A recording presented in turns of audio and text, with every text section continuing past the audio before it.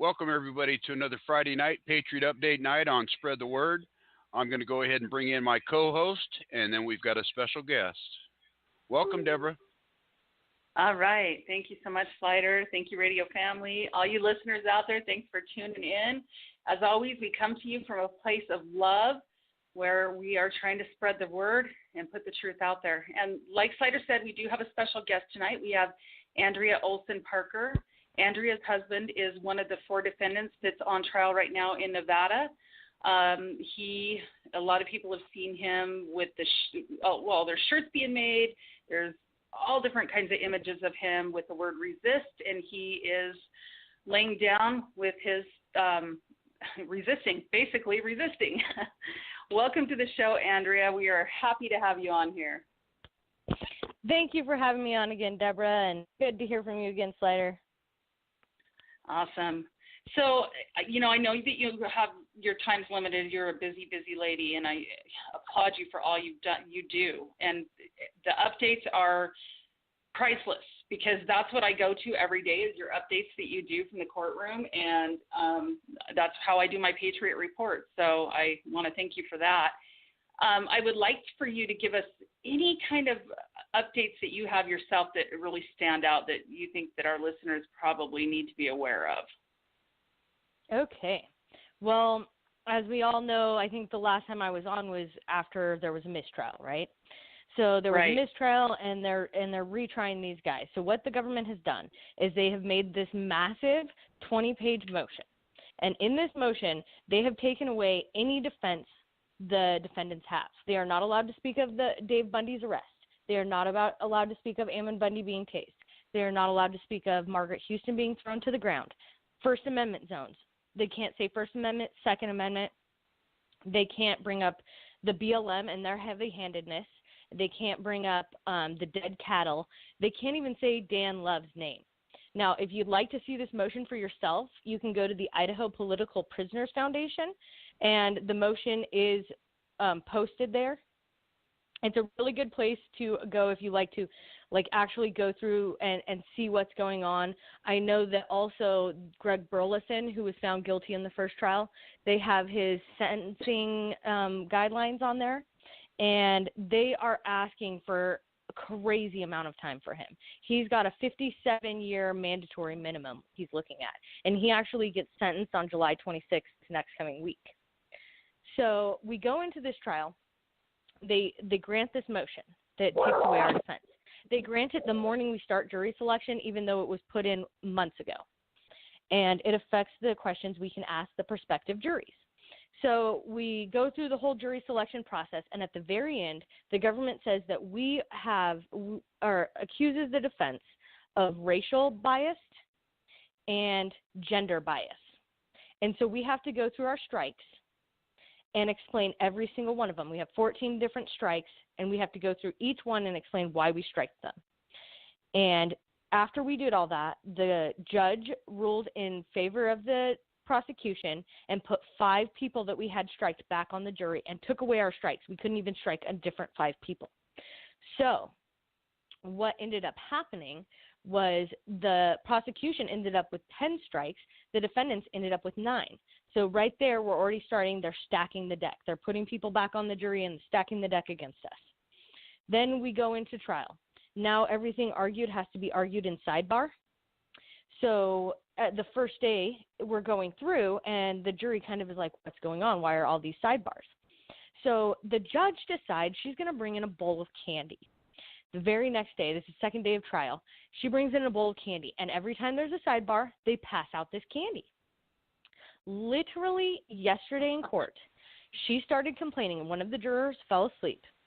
And so we had to stop and bring that juror in and talk to her and see if it was something that was going to happen again or not. And while the jury's out of the room, the judge starts complaining that the jury is taking a piece of candy as they go out and a piece of candy as they come in.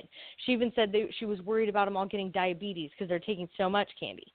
And so when the jury comes back in, she says to the jury, I brought this candy in to try to help prevent this falling asleep problem because this is the second juror that's fallen asleep.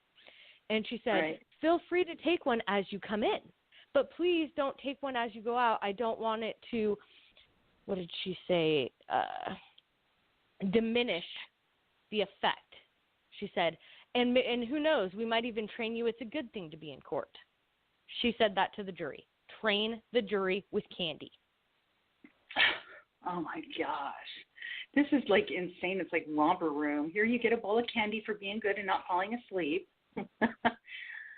Or the government is nice, the government is good, the government gives you candy. Right. It's kind of the same thing. It's right. like brainwashing people. The sidebars are not a bad thing because you get a piece of candy when they all go over there. And so it's a way to make them hide the fact that they're hiding a bunch of stuff here. And we've already had a few people come in and testify. We were Alex Ellis is one of the only civilian test people for the government. And he came in, he did direct examination, and then he was in the urgent care, and we couldn't cross-examine him yet. So we're supposed to start cross-examination with him on Monday. You know, one of the things that I heard you say that really bothered me was one of the jurors had a question about Cliven Bundy and the land, and they asked for more specifics on the law. And the judge said, well, you'll hear that from me later on when I explain the law to you. Yes. She's the last person that should be explaining law. She won't even let the Constitution in her courtroom, you know. Well, wow. And this is what she says is when she will give the law to them at the end, like how they're supposed to interpret the law, and they take that into the jury room. So she uses that quote all the time because at the end of the trial, she will give you the law. The lawyers and stuff aren't allowed to talk about the law. And then at the end, she'll give it to you, and you go back into the jury room and decide based on that. And that's where jury instructions come in. Complete psychological warfare that they're using in there with these jurors. Tell us about the green. Everybody wore green or something? Yeah, yesterday everyone showed up wearing green. And so we were kind of like, well, what's going on? It's not St. Patrick's Day. I'm not really sure what's going on. I don't know if it was camaraderie between the jurors and somebody was like, hey, let's all just wear green tomorrow. Or if it was something that the court put forth, like the court put an idea out there to try to make them more of a team. I'm not really sure what's going on there, but it looked fun, you know? I'm not sure. That's very strange, though. Just strange that they would all wear green. There was like 3 people that didn't have green on, I think, out of 16. Yeah. No, 12, 13, 14, 15. 15 because we lost one juror already. The other thing is that after each witness, the jury's allowed to ask questions. This is probably our only saving grace. The jury is asking questions that the defense is not allowed to ask. One of the questions, one of my favorite ones was, how could you tell if there were bullets in the guns? And they said they couldn't. And so I really enjoyed this, but the other side of that is everyone that the government has testifying, these are all FBI agents. They're trained to avoid questions. They're trained on how to answer things in a certain way, how to avoid talking about a certain subject. So it's still been really difficult, and I've seen I think at least multiple questions where they just totally avoid the question and baffle them with bull. Right. And well, what I don't understand about that, Andrea, is why aren't these defense attorneys objecting to this? Well, think about this. When the jury is asking their questions, do you object to a jury's question? Because that's going to make the jury upset. So we can't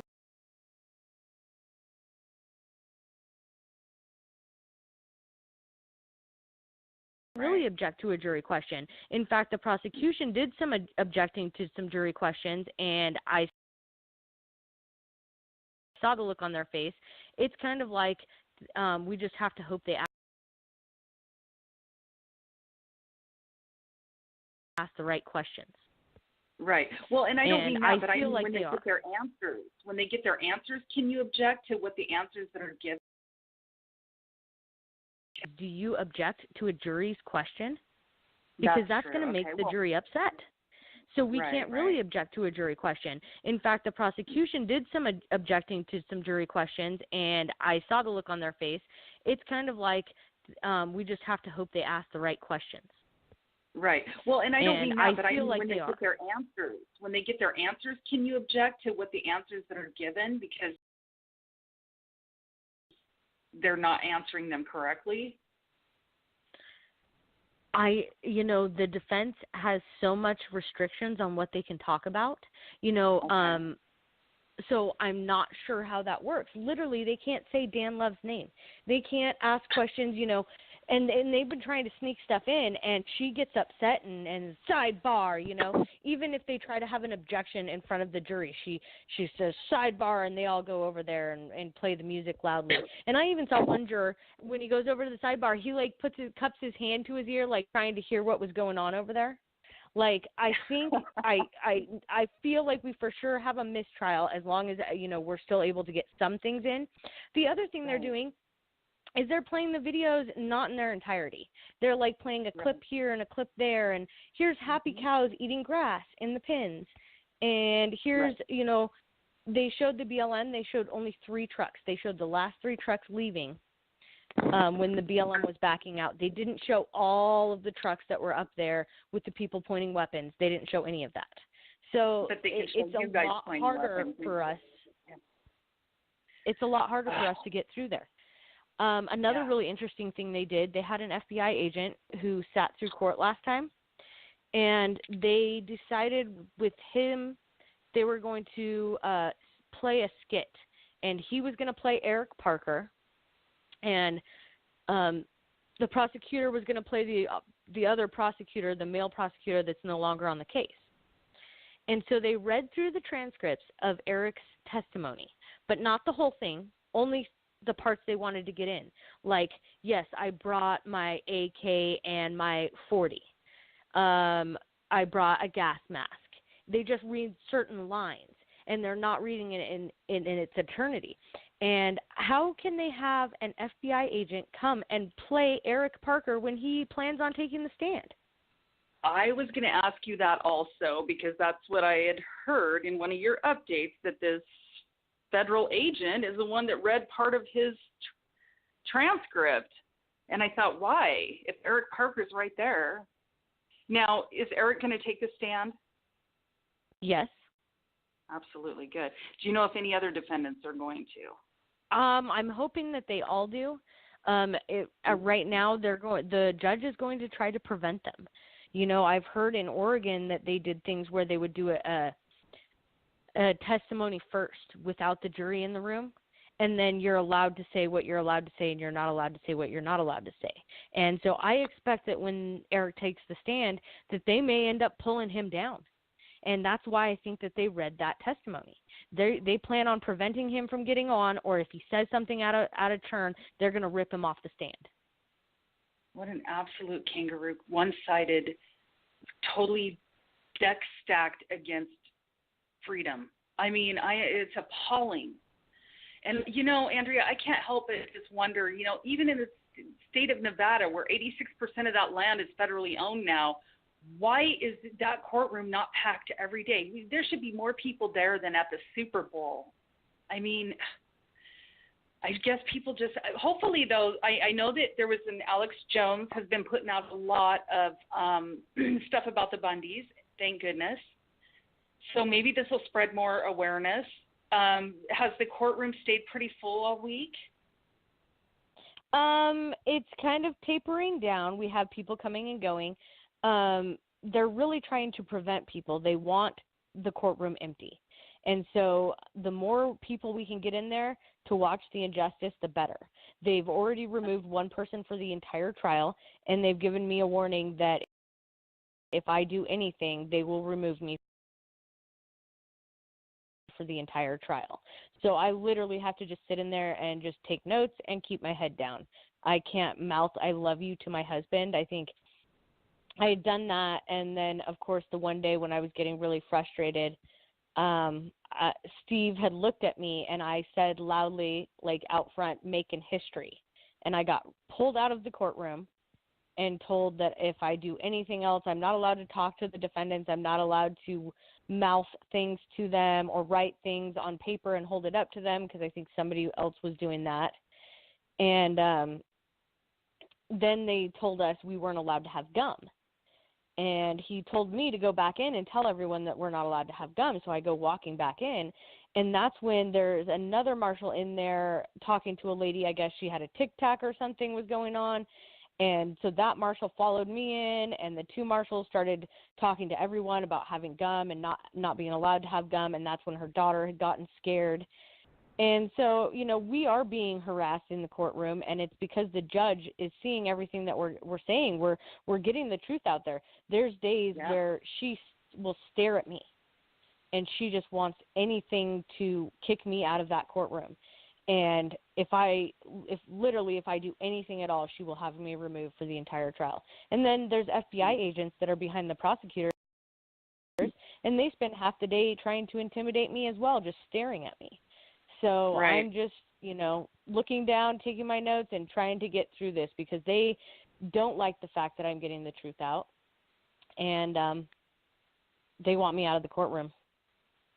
It just makes me appalled at the moral compass of these are Americans, these are Americans too that are in these positions, and they think this is okay. And where did this brainwashing come from, that it's okay to, that you have some authoritarian power over other people because you were given a title? It's not justice.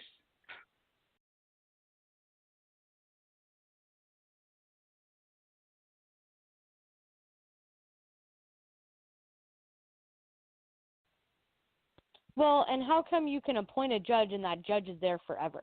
I think our entire judicial system needs to have a one-over, and things need to change. This whole idea that case law is the new law, and these judges, you can change the law by which case goes through and which doesn't, that seems backwards to me. Just because, we can have judges in there that are biased and doing things badly. They're appointed. We don't vote on this, and they're changing laws that you don't get a vote on. Right.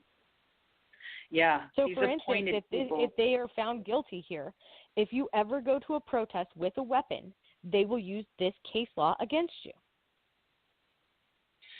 Exactly. Or,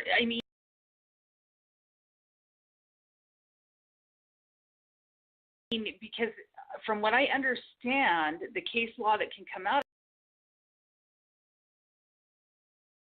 of this is you cannot even be brandishing a weapon in the presence of a federal agent. So let's say a ranger or a fish and wildlife guy comes up on somebody's camp, and they don't like your Constitution bumper sticker, that says something about Second Amendment or whatever, they can actually press charges against you for threat on an officer just for having a gun. Does that sound right? Yeah, that's what they brought up in the last trial. I don't know how that works. I guess with Greg Burleson, he was convicted of that. So, yeah, they can use that case law.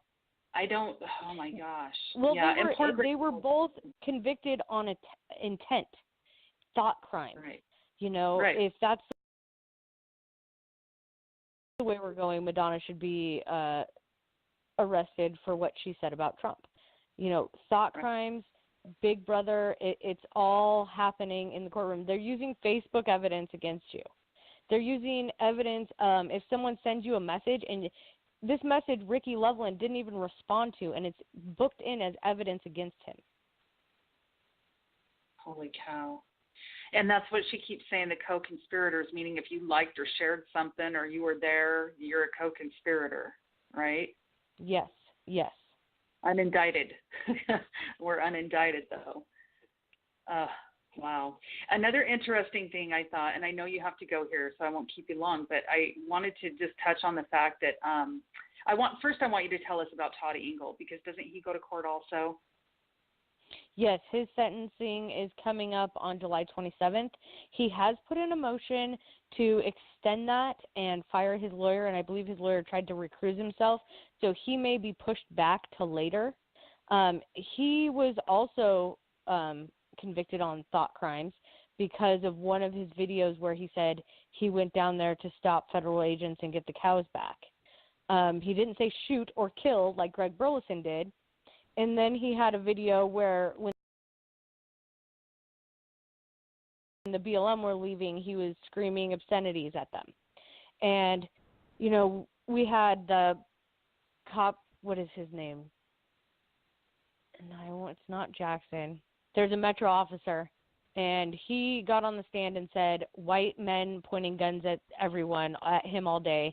And then the streets were lined with white men pointing guns at the BLM convoy when they left. There was 2 videos played in the courtroom. Neither one of those videos, yes, they all had middle fingers lining the side of the road as the BLM left, but they did not have weapons pointed at them. And so one of Engel's videos where he's screaming, you know, repeatedly screaming cuss words at them as they're going, I think that played poorly to the jury. And that played a role in him being convicted. And then there was the other video where he said he had traveled down there to help get the cows back. And so I believe that their intent. But let's think about what he was charged with. He was charged with obstruction of justice and interstate travel in aid of extortion. How can he get obstruction of justice? The video footage of Engel on the bridge. He gets there. He sees the BLM pointing weapons at people. He goes down and gets a Nevada Highway Patrolman, brings him back and points to the people and says, look, they're pointing weapons down there. He stands on the bridge next to the Nevada Highway Patrolman the entire time. When it's over, they shake hands, pat each other on the back, and leave. And he gets obstruction of justice. It doesn't make any sense. And it goes to show you that jury nullification works both ways. Right. I feel like that judge the first trial pressured that jury into coming up with some kind of a guilty verdict on somebody. I mean, because neither one of those men, and, you know, even though people were really upset to hear that Greg Burleson actually did work for the FBI at one time, you know, and really not even all the truth of that I don't think has came out, because we don't know how long he was handled for, if he was even an agent while he was at the Bundy Ranch, who knows. But, you know, it's just, he didn't really do anything illegal. He didn't threaten anybody. He talked a bunch of crap while he was drinking on an undercover media station. Yeah, and his Facebook post. And, you know, here we go, jury nullification again. If you heard the things that he said in the courtroom, that's what turned the Longbow video is the reason he's arrested. He said that he was going to go after those Metro officers, burn their houses to the ground, their women and children inside.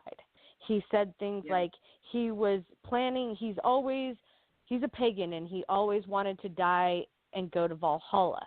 And so he went to the Bundy Ranch to kill as many federal agents as he could and die and go to Valhalla. He said that in the Longbow. He said the Metro thing in a Facebook post, and things like that played very badly to the jury.